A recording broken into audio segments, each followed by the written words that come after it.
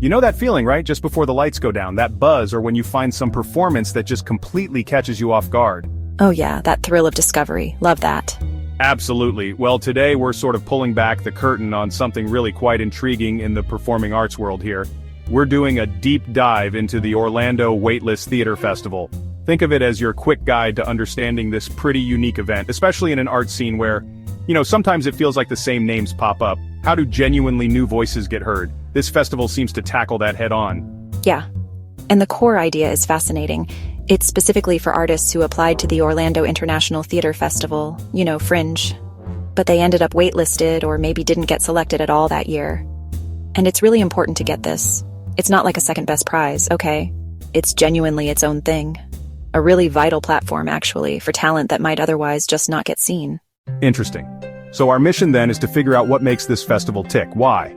Artists and audiences in Central Florida should well know about it. Okay, so first things first. Logistics. When is this happening? Where? Dates for the calendar, October 3rd, 4th, and 5th. That's in 2025, and you'll find it all happening at the Imagine Performing Arts Center. That's 1220 Oviedo Mall Boulevard. Got it, Oviedo Mall. And this is where it gets really interesting, I think. Their whole mantra, new. Right, what does that actually mean in practice?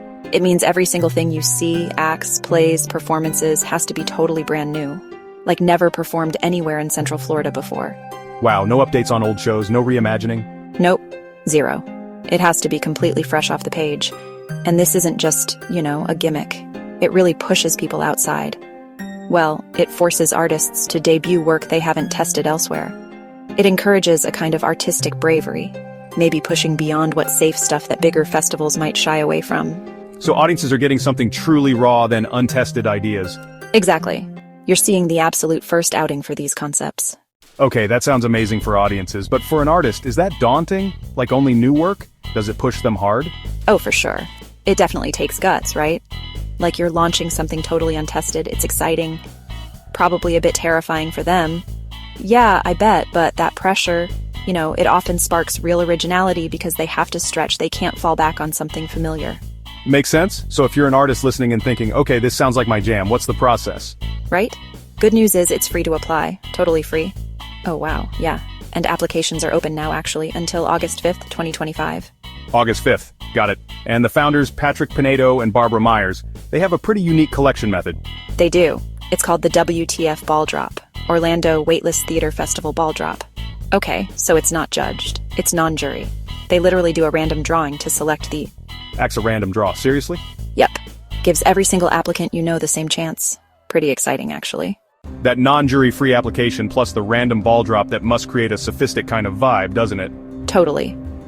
People describe it as a real hidden gem. We saw a quote from Aaron Johnson, a local artist, calling it an incredible platform and a unique opportunity for artists to show their stuff and connect. A hidden gem, I like. That. Yeah. And that kind of grassroots feel. It often leads to more authenticity, maybe something less polished than bigger events. Perhaps it feels like a direct line to raw, unfiltered creativity, right? The sources used words like fresh, fearless, wildly creative, raw, real, refreshingly unfiltered, and scrappy but passionate. Scrappy but passionate. Love it.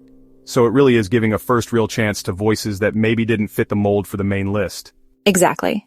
And that encourages risk-taking, big, bold ideas. Okay, so let's connect this back. What does this mean for you listening right now? Well, if you're an artist, right, and you have a story that's maybe a bit out there or experimental, this looks like a genuine, accessible way in kind of bypassing the usual gatekeepers.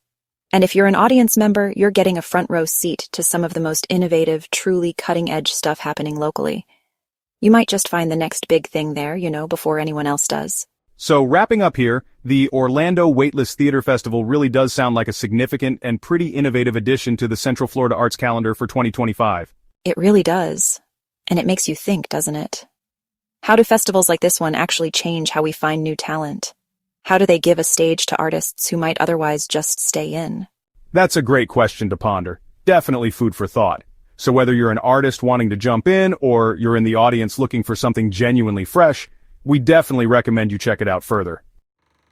You can find all the details on our website, https://orlandowaitlisttheaterfestival.org/